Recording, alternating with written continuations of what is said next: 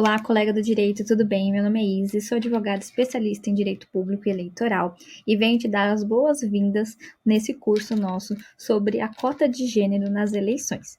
Nessa primeira parte, nós vamos falar um pouquinho sobre a história da participação da mulher na política. Já na segunda parte, nós vamos abordar um pouco sobre a legislação, todas as legislações, na verdade, que cuidam sobre esse tema. E na terceira parte, na efetividade, nós vamos tratar da efetividade dessa norma, né, de cota de gênero. Espero que vocês aproveitem muito a aula e gostem. Qualquer dúvida, estou à disposição. Depois eu vou deixar o meu Instagram. E tem um outro recado: se você não adquiriu o curso de Direito Eleitoral Conceitos Iniciais, seria bem interessante para complementar tudo que nós vamos abordar aqui. Claro que se você não adquirir, não tem problema nenhum e você vai conseguir entender completamente também a matéria abordada aqui. Mas é uma dica aí para complementar ainda mais os seus estudos. Então, vamos começar falando sobre a história do voto feminino e a participação da mulher na política aqui no Brasil. Bom, como eu disse, né, no curso de Direito Eleitoral Conceitos Iniciais, nós abordamos algumas coisas também sobre a história das eleições no país. Então, algumas coisas aí vão entrar no tema e vai ser muito interessante para quem adquirir os dois.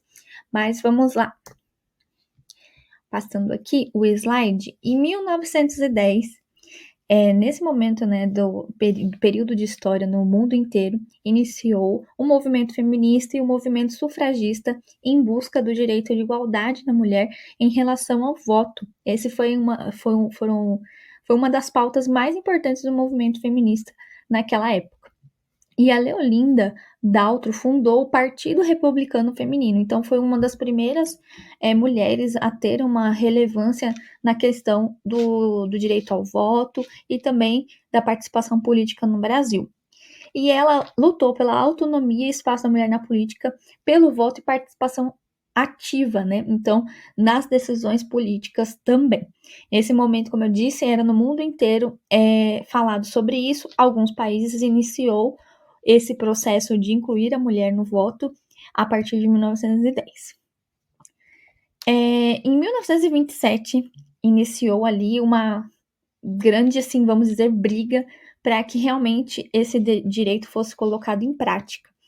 Porque aconteceu a primeira votação no Brasil das mulheres, e foi no estado do Rio Grande do Norte. E foi a primeira pessoa a votar, foi a Celina Guimarães Viana. Ela tinha o aval, a autorização do marido para poder votar e por isso ela conseguiu. Porém, depois o Senado invalidou o voto dela e de outras mulheres que também votaram lá no estado do Rio Grande do Norte. O Rio Grande do Norte, naquela época, conseguiu fazer uma lei estadual para possibilitar esse voto.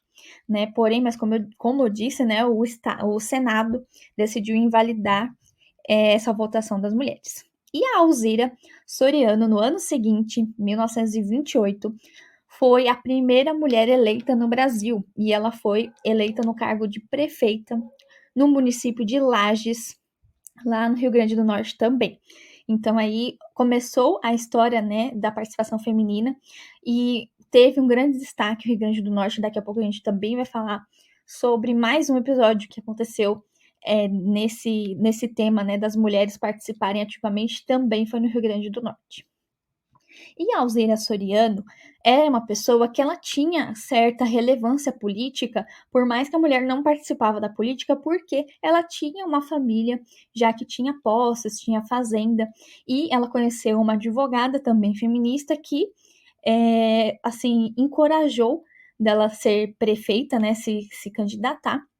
E então ela foi eleita mesmo antes das mulheres poderem votar. Ela conseguiu ser eleita e ela foi eleita com uma considerável número de votos, assim, foi uma eleição muito relevante pela quantidade de votos, e foi uma vitória, com certeza, nesse movimento sufragista para conseguir a mulher ter um destaque na política. Em 1933, foi eleita Carlota Pereira de Queiroz. Ela foi a primeira mulher deputada federal do Brasil. Provavelmente ela que você vai encontrar com mais destaque na questão de eleição, e muitos não vão falar da Alzira, por essa questão que eu falei, na época, né, que a Alzira foi eleita, a mulher nem podia votar, né, e tanto é que no ano anterior foi anulado os votos das mulheres.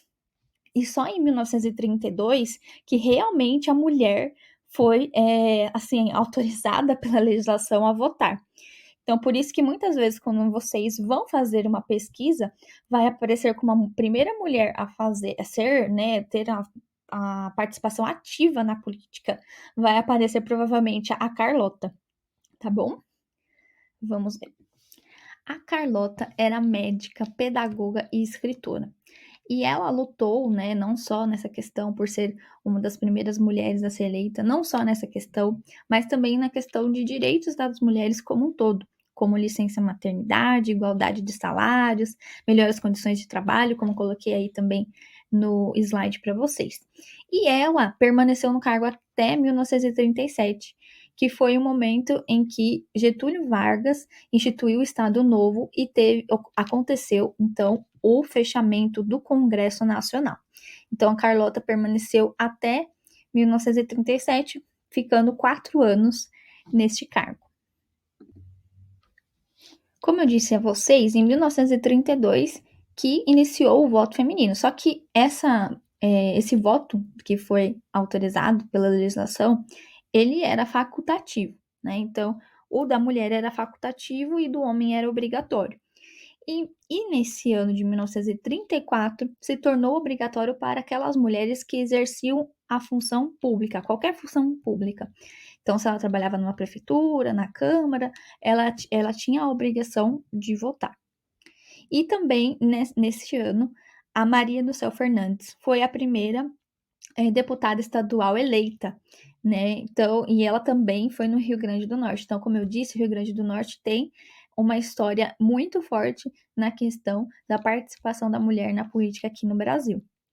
E em 1937, a Maria do Céu Fernandes teve o mandato cassado porque ela tinha discordância em relação ao governo de Getúlio Vargas, né? E foi aquele mesmo ano que a Carlota também deixou o cargo, né? Na verdade, não deixou, mas foi obrigada a deixar o cargo por conta daquele período do Estado Novo aqui no Brasil.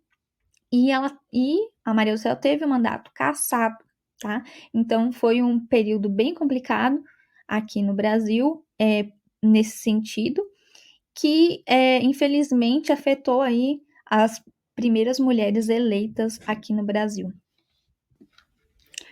Depois, em 1947, aconteceu outra mudança relevante em relação ao voto da mulher.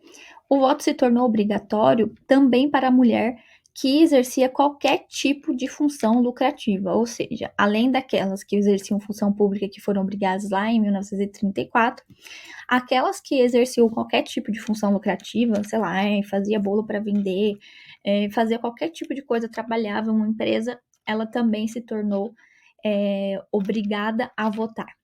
E, nessa época, a Maria da Conceição da Costa Neves foi a primeira deputada estadual em São Paulo. Ela teve também uma atuação muito grande em relação ao papel da mulher na política, porque ela foi uma das fundadoras do Partido Trabalhista do Brasil. E foi a terceira mais votada entre 75 deputados. Então, foi um destaque muito grande também da participação da mulher na política, que a gente precisa sempre destacar essas mulheres corajosas, né, e que lutaram pelo direito da mulher, não só na política, mas em outros aspectos, né, como eu disse, da Carlota. E permaneceu também por 3 mandatos e também, assim, foi, vamos dizer assim, vítima de mais um período que o Brasil passou, que não foi não ajudou muito, né, no Brasil, na questão de evolução da política, né? Então, ela permaneceu por 3 mandatos, ela conseguiu ainda ficar mais tempo que as outras que eu mencionei, mas ela teve que se retirar do seu cargo depois do fechamento da Assembleia Legislativa de São Paulo, pelo acontecimento do ato institucional número 5 do regime militar, né? Então, foi fechado ali a Lesp e, infelizmente, ela não pôde mais exercer o cargo de deputada estadual, mas teve um grande destaque também nessa época. Em 1965, como vocês sabem, é o ano do nosso Código Eleitoral e neste ano se tornou obrigatório o voto para as mulheres. Embora ainda sob o regime militar, neste período, né, o voto se tornou obrigatório para todas as mulheres, sem exceção, sem distinção se exercia cargo público, exercia atividade remunerada, não interessava, todas as mulheres ali estavam obrigadas a votar. Então, em 1965, tem várias coisas, né, no código que a gente pode ver que foram alteradas. Se vocês sempre, né, dão uma olhada em legislações antigas, vocês vão verificar que alguns textos possuem aquele taxado, que é um risquinho no meio do texto, que diz que revogou uma lei, né, na verdade, revogou aquele artigo através de uma lei.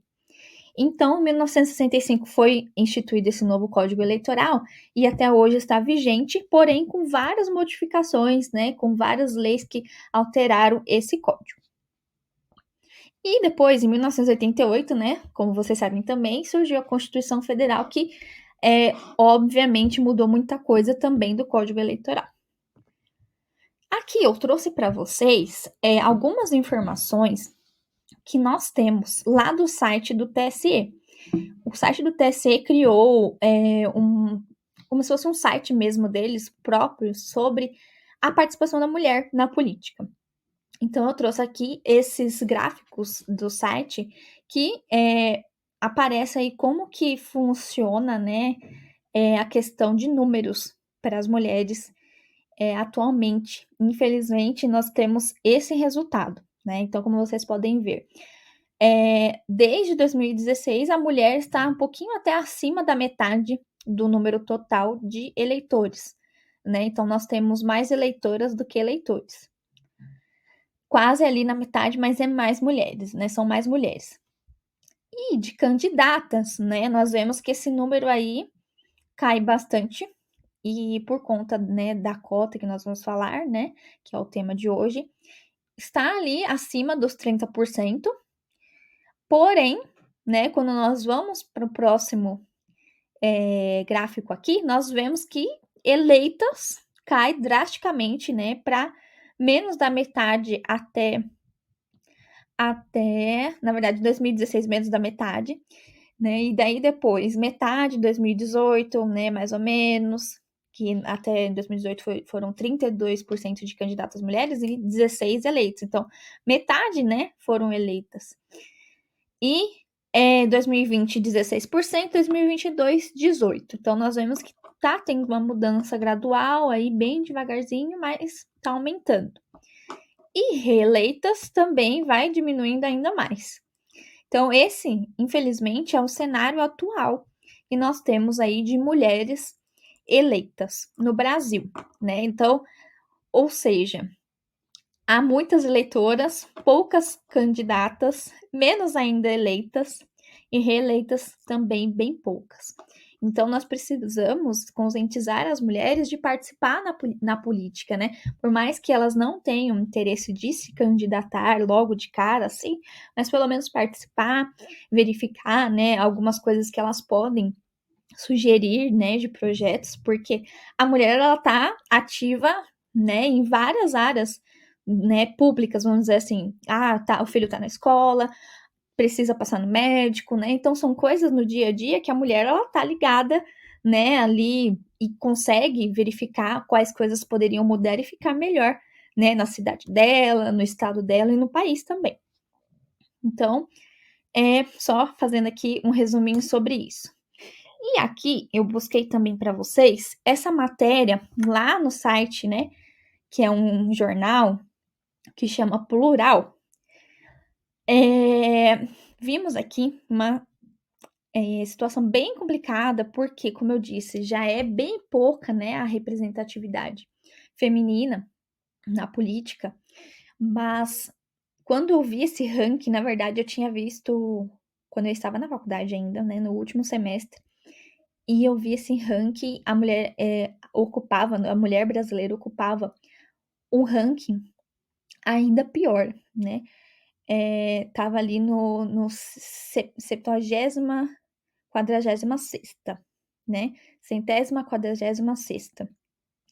Então, deu uma melhorada, né, foi pra 129ª posição, né, o ranking do Brasil da participação política da mulher, mas ainda estamos nessa situação de que o Brasil tá com uma posição inferior até mesmo de países como a Arábia Saudita, Marrocos, Paquistão, que são países que nós sabemos que tem uma questão ali religiosa, conservadora, de alguns costumes bem até diferente daqui, né, que a mulher tem a vestimenta diferente. Então, assim, são países que geralmente, né, tem assim essa questão de que a mulher às vezes também não pode trabalhar. Claro que hoje em dia vários lugares mudaram essa questão também, mas assusta um pouco, porque a gente sabe que o Brasil é muito evoluído em outras questões, né? Porém, nessa questão da participação da mulher na política, estamos nessa situação, né? Então, assim, é bem complicado e você que está assistindo essa aula, né, se você for mulher, né, faça aí uma chamada para você participar da política, independentemente de partido, porque nós precisamos de mulher na política. Se você é homem, eu faço um apelo para você, né, falar aí com a sua esposa, sua filha, sua irmã, sua mãe, para também participar da política, porque nós precisamos. E aqui eu coloquei algumas fontes que eu utilizei, né, na pesquisa, vai ficar disponível para vocês. E eu coloquei aqui também uma atividade, tá? Para a próxima aula, porque quem fez o outro curso, né, já me conhece aqui mais ou menos, eu sempre vou fazer dessa forma. Depois que acabar a aula, eu vou colocar uma questão que é de pesquisa, né, que você pode fazer um resuminho do que você entendeu daquele tema que eu coloquei a questão, e sempre também uma leitura de alguma lei, de alguma doutrina, alguma jurisprudência, para você se preparar para a próxima aula, tá? Então, antes de você assistir a próxima aula, eu quero que você pesquise o que é a cota de gênero e por que ela tem esse nome, tá? E faça a leitura do artigo 10, parágrafo 3º da Lei 9.504/97. Essa lei é a lei das eleições aqui do Brasil e vai ajudar bastante você a entender um pouquinho da próxima aula, fazer, né, ter um melhor aproveitamento do estudo e também, quem sabe, né, fica melhor de entender. Então, no final da aula, às vezes alguma dúvida que você teria, você não vai ter, porque você fez essa leitura. E se surgir alguma dúvida, vai ser uma dúvida mais assim, vamos dizer, elaborada, e você vai aproveitar melhor a aula e você pode me contactar. Eu vou pegar aqui já na primeira aula, geralmente eu faço na última, mas aqui já na primeira aula, já vou falar para vocês, o meu Instagram é @isisange, como está aqui, .adv, de advogado, né? Então, lá no Instagram, se você tiver alguma dúvida, pode me mandar sem problema nenhum que eu respondo, tá? Mas antes de qualquer coisa, antes de me mandar qualquer dúvida, eu quero que você faça uma pesquisa, faça a leitura, porque é muito importante ter essa autonomia do estudo, que ajuda bastante você a aprender melhor. E escrever ajuda muito também. Se você puder também falar, né? São várias formas aí de você conseguir aproveitar melhor o estudo e, quem sabe, aí num concurso ou na advocacia, na prática da advocacia, melhorar também a sua atuação. Então, vamos para a próxima aula, mas primeiro faça essa atividade, tá bom? Até já!